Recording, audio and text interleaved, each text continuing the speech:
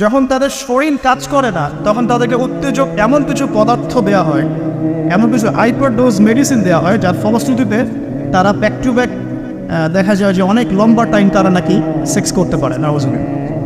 এখন পর্নোগ্রাফির সাথে পরিচিত না এমন হাজারের একজন ব্যক্তি খুঁজে পাওয়া যাবে না, ঠিক আছে? বাংলাদেশের পরিসংখ্যান বলছে যে বাংলাদেশে স্কুল পড়ুয়া প্রায় 77% ছেলে মেয়ে পর্ন দেখে। এটা আবার কথা নয়, বা আপনি গুগল করেন এবং দিন দিন মেয়েদের পর্ন দেখার প্রবণতা বাড়ছে, এটা লেখা আছে। শুধু তাই নয়, ওই 1896 সালের দিকে তারা যখন পর্নোগ্রাফি ছড়িয়ে দেয়, মাত্র 7 মিনিটের একটা ভিডিও তারা প্রকাশ করছে, ঠিক আছে? এবং তার নামও তারা দিয়েছিল, আমার নামটা ঠিক খেয়াল নাই, আর আমি এগুলো ফিল্মস দেখিনি, আমি গুগলের নামটা দেখেছি কী নাম ছিল। তো তখন থেকে নিয়ে এই পর্যন্ত এই যে নীল সংস্কৃতি চালু করে দেয়া, এটা শুধু পশ্চিমাদের মধ্যে সীমাবদ্ধ থাকে নাই, পুরো বিশ্বের মধ্যে ছড়িয়ে দেওয়া হয়েছে। এবং আপনি পরিসংখ্যান দেখবেন যে এই নীল সংস্কৃতিতে সবচাইতে বেশি যারা পারদর্শী তারা হচ্ছে মার্কিন যুক্তরাষ্ট্রে। এবং এই ব্লু ফিল্মস পুরো বিশ্বে একটা ইন্ডাস্ট্রি চালু করেছে, এর নাম হচ্ছে পর্ন ইন্ডাস্ট্রি, ঠিক আছে? এবং আপনি এবার শুনলে অবাক হবেন যে এই পর্ন ইন্ডাস্ট্রি প্রতি বছরে $97 বিলিয়ন ব্যবসা করে। $97 বিলিয়ন ব্যবসা করে পর্ন ইন্ডাস্ট্রি সারা ওয়ার্ল্ডে। 1 বিলিয়ন সমান কত? 100 কোটি। 1 বিলিয়ন সমান 100 কোটি। 100 কোটি ডলার টাকা দিয়ে হিসাব করে দেখেন কত টাকা হয়। $97 বিলিয়ন ব্যবসা হয় প্রতি বছর এই পর্ন ইন্ডাস্ট্রির মধ্য দিয়ে। এবং এই ইন্ডাস্ট্রির ফিল্মসগুলো হলিউড বলিউডের চেয়ে বেশি শ্যুট করা হয়। এবং আমেরিকার লস অ্যাঞ্জেলেস নামক একটা জায়গা আছে না, এটাকে বলা হয় পর্নের স্বর্গরাজ্য। মানে এখানেই সব পর্নের শুটিংগুলো আগে হতো। একটা পর্যায় থেকে সেখান থেকে সরিয়ে ক্যালিফোর্নিয়া নিয়ে আসা হয়েছে। কখন সরানো হয়েছে? যখন সেখানকার প্রশাসন একটা আইন জারি করল। কি আইন জারি করলো? যে এখানে শুটিং করতে হলে বাধ্যতামূলক কন্ডোম ব্যবহার করতে হবে। নাউজুবিল্লাহ পড়বেন না? তো তারা এটা ব্যবহার করার পক্ষপাতী না, তখন ওখান থেকে ইন্ডাস্ট্রি সরিয়ে ক্যালিফোর্নিয়ার দিকে নিয়ে যাওয়া হয়েছে।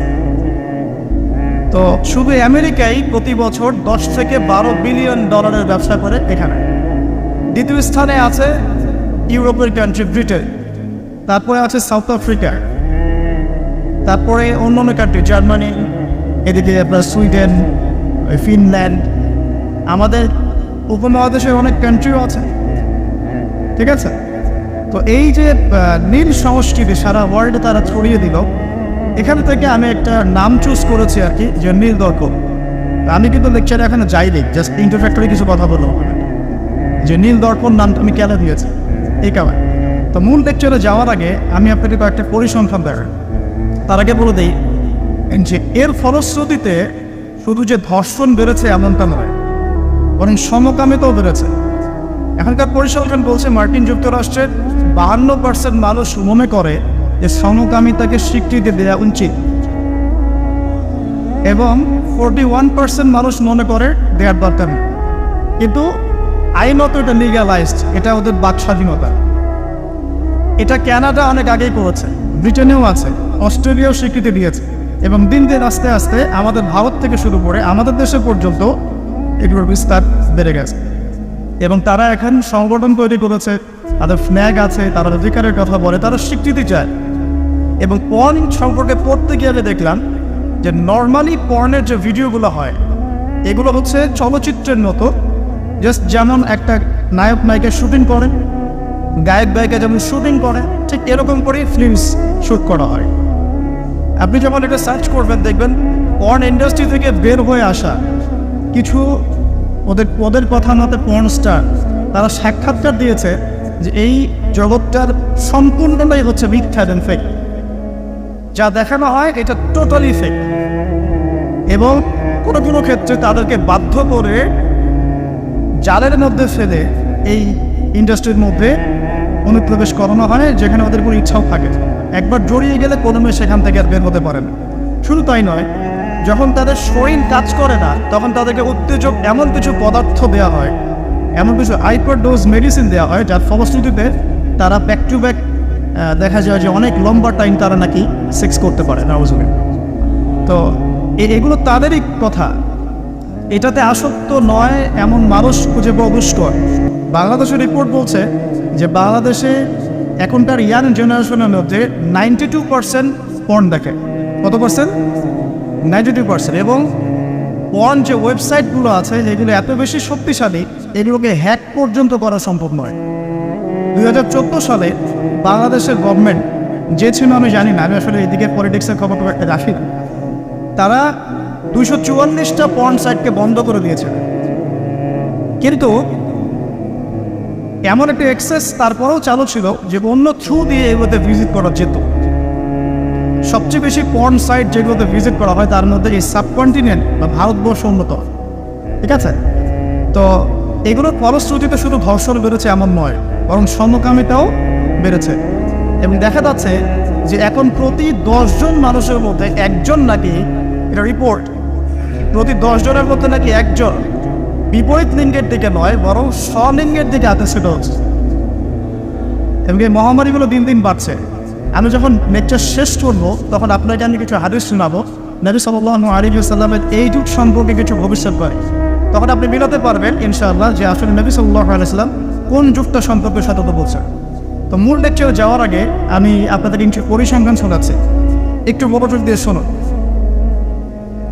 যে সভ্যতার কথা আমি আপনাদেরকে বললাম ওই সভ্যতার কিছু পরিসংখ্যান উল্লেখ করে আমি আপনাদেরকে লেকচারের সামনে থেকে দেবো ইনশাআল্লাহ তাআলা।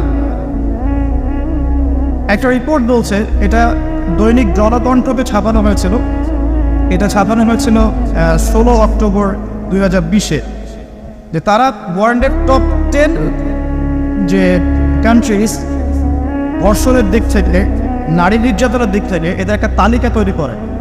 এবং এই তালিকায় একটু গেস করেন কোন দেশ টপে আছে? যে বলেন, বুঝতে পারছি না, ইন্ডিয়াটা সবচেয়ে টপে আছে ইউএসএ, ঠিক আছে? আমি আপনাকে পরিসংখ্যান দেখাচ্ছি, তারপরে আমি মূল লেকচারে যাবো ইনশাআল্লাহ। যে দেখা যাচ্ছে পুরো ইউরোপের, পুরো পশ্চিমা সভ্যতা ইউরোপের যারা হচ্ছে এখনকার মধ্যবিত্ত কান্ট্রিগুলোর, উন্নয়নশীল কান্ট্রিগুলোর রোল মডেল বলি আমরা, তাই না? আমরা তো সবখানে ইউরোপ বানাতে চাই। ইভেন আমাদের দেখা যায় অনেক ক্ষেত্রে মিডল ইস্টের, মধ্যপ্রাচ্যের কোনো কোনো কান্ট্রির লিডার বলছে যে আমরা এত সালের মধ্যে মধ্যপ্রাচ্যকে ইউরোপ বানিয়ে ফেলব, ঠিক আছে? তো আমরা ইউরোপ বানাতে চাই।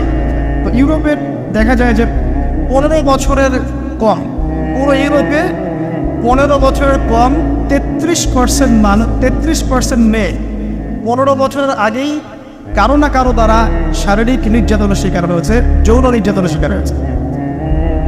আচ্ছা, সামনে আসেন।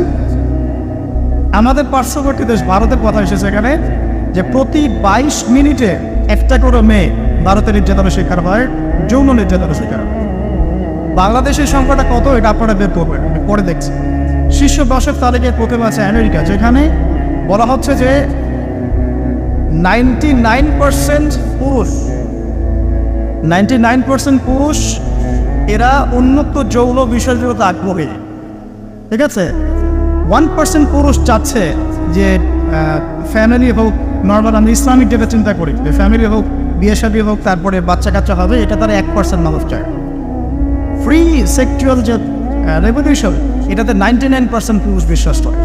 তারপরে আসেন, তারা বলছেন যে এখানে আমেরিকাতে প্রতি 6 জন মেয়ের মধ্যে একজন ধর্ষণের শিকার হয়, প্রতি 6 জন মেয়ের মধ্যে একজন ধর্ষণের শিকার হন। এবং যে পরিসংখ্যানগুলো করা হয়েছে এটা মাত্র 16% কেসের ভিত্তিতে, বাকিরা কেসই করেন। যারা কেস করেছে, এই কাগজপত্র আছে, এর মধ্যে দেখা যায় প্রতি 6 জনের একজন ধর্ষণের শিকার হন। তো এরপরে দ্বিতীয় নাম্বার তালিকায় আনা হয়েছে সাউথ আফ্রিকার, দক্ষিণ আফ্রিকা। এটাকে বলা হয় ধর্ষণের রাজধানী। কি বলা হয়? ধর্ষণের রাজধানী। এখানে দেখা যায় যে শুধু 2012 সালেই, অনলি 2012 সালেই 65,000 ধর্ষণের ঘটনা রয়েছে।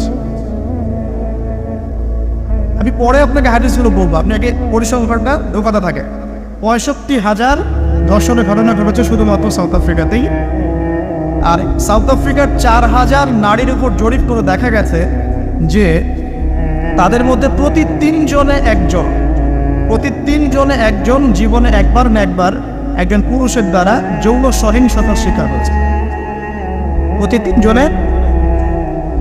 এরপরে আরেকটা জরিপে দেখা গেছে যে আফ্রিকার 25% পুরুষ, পুরো আফ্রিকার 25% পুরুষ, মানে 4 ভাগের 1 ভাগ পুরুষ জীবনে একবার না একবার কোনো না কোনো মেয়েকে ধর্ষণ করছে। এগুলো আমাদের রিপোর্ট না, কিন্তু আপনি অনলাইনে এগুলো পাবেন। এরপর আসেন 3 নম্বরে রাখা হচ্ছে সুইডেনকে। এবার সুইডেনকে খুব হাইলাইট করা হয়, খুব উন্নত কান্ট্রি। দেখা যায় যে 2009 সালে সুইডেনে ধর্ষণের হার ছিল 58%। কত পার্সেন্ট? আচ্ছা। 4 নম্বরে যে দেশ খুব পরিচিত আমাদের পাশে, ভারত, সেখানে বলা হচ্ছে যে 2012 সালের জরিপে ইন্ডিয়াতে ধর্ষণের রিপোর্ট করা হয়েছে 24,923টা। 24,923। আসেন, তারপরে একজন রিপোর্টে বলছে প্রতি 22 মিনিটে সেখানে একজন মেয়ে ধর্ষিত হচ্ছে। 5 নম্বরে আছে যুক্তরাজ্য, মানে ইংল্যান্ড, যেটাকে আমরা বলি যে ওই যে রানী এলিজাবেথ মারা গেলেন, খুব শোক পালন করলাম না। আচ্ছা, তো তাদের মধ্যে বলা হচ্ছে যে প্রতি বছর গড়ে 85,000 নারী সেক্সুয়াল অ্যাবিউজের শিকার হয়, মানে যৌন হয়রানি শিকার হয়েছে। এছাড়া প্রায় 4 লক্ষ নারী এ পর্যন্ত 2012 সাল থেকে এই পর্যন্ত, মানে 2022 পর্যন্ত, লাস্ট 10 বছরে 4 লক্ষ নারী কোনো না কোনোভাবে পুরুষের দ্বারা যৌন নির্যাতনের শিকার হয়েছে, যার মধ্যে 25 থেকে 30% হচ্ছে শিশু, মানে বাচ্চা মেয়ে। তারাই তো আবার আমাদেরকে বলছে যে বিয়ের বয়স তোমরা তো কমাই রাখ। আচ্ছা, আসেন এবার আরও সামনে যাই। জার্মানির পরিসংখ্যান, জার্মানি হচ্ছে এখন 6 নম্বর। জার্মানিতে বলা হচ্ছে যে সরকারি হিসেব মতে এখানে 2,40,000 নারী এবং কিশোরী জার্মানিতে ধর্ষণের শিকার হয়ে মারা গেছে, এই পর্যন্ত হিস্ট্রি। তারপরে আরেকজন হিসাবে বলছেন যে প্রযুক্তিতে জার্মানি এগিয়ে আছে ঠিকই, তবে 65,07,394 জন নারী এই পর্যন্ত জার্মানিতে ধর্ষণের শিকার হয়েছে, পুলিশের নথিতে রিপোর্ট আছে। আসলে সামনে এটা গেল জার্মানির কথা। এরপর ফ্রান্সের সেম কথা, 75,000 নারী প্রতি বছর ধর্ষণের শিকার হচ্ছে, যাদের মধ্যে 10% হচ্ছে শিশু। এবং কানাডার কথাও এখানে আছে, কানাডাও লিস্টের মধ্যে হচ্ছে 8 নম্বরে, যেখানে বলা হচ্ছে এই পর্যন্ত 25,16,918 জন রিপোর্ট করেছে। এবার বলতে থাকলে শেষ হবে না। 9 নম্বর আছে শ্রীলঙ্কা এবং 10 নম্বরে আছে ইথিওপিয়া। এই হলো 10টা দেশের তালিকা। আলহামদুলিল্লাহ এখানে বাংলাদেশের নাম নাই। শুধু তাই না, বাংলাদেশ না এই টপ 10-এর মধ্যে কোনো মুসলিম কান্ট্রির নাম নাই। ঠিক আছে, তো এরপরেও তারা দেখবেন বোরখা, হিজাব, নারীর স্বাধীনতা, নারীকে লুকিয়ে রাখছো, হ্যাঁ তোমরা পোশাক নিয়ে বেশি কথা বলো, বাড়াবে, এই কথাগুলো ওরাই এদেরকে শিখায়।